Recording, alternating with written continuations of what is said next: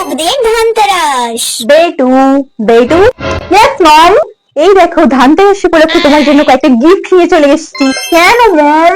ওহো বেটু, আজ ধানতেরাস, আজ ধানতেরাসের দিন তুমি সোনা পরবে না? ধানতেরাসের দিন সকলকে সোনা পরতে হয়। কেন মম, এই ধানতেরাসে আবার গয়না করার কি দরকার ছিল? বেশি কথা বলো না তো, এই নাও এটা নাও, দেখো। ঠিক আছে, প্রথমে একটা খুলে দেখো। মম, এটা কি করেছো? গোল্ডের? কেন মম, এত গোল্ডের জিনিস কেন কিনেছো? এই তো তোমার জন্য আমি এইটুকু খরচা করতে পারবো না। কত দাম নিয়েছে? 5 lakhs নিয়েছে। 5 lakhs? আর আমাদের ধনতেরাস।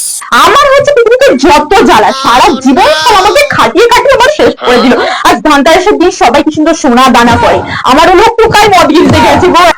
আরে এই তুই কেন থামে যাস? বলদিমা, ও বলদিমা, তোমার জন্য একটা জিনিস নিয়ে এসেছি। নাকি সারাদিন তো মদ গিলে গিলে এলে, কি নিয়ে আসছো দেখাও দেখি। ও তুমি এরম করে বলছো তো, খুব দামি জিনিস কিন্তু ভেবে দেখো, ধানতেরাসের লেভেল আনাতে লেভেল হয়েছে। আমি অনেক কষ্ট করে দোকান ঘুরে ঘুরে এনেছি গোল্ডুরমা। আরে না না, আমি একটু রাগের মাথায় তোমাকে একটু বকাঝকা দিয়েছিলাম, আর বলো কেন, বুঝতেই তো পারছো। তা বলছি ধানতেরাসের দিন কি ওর জন্য কিছু সোনা দানা নিয়ে নেবো।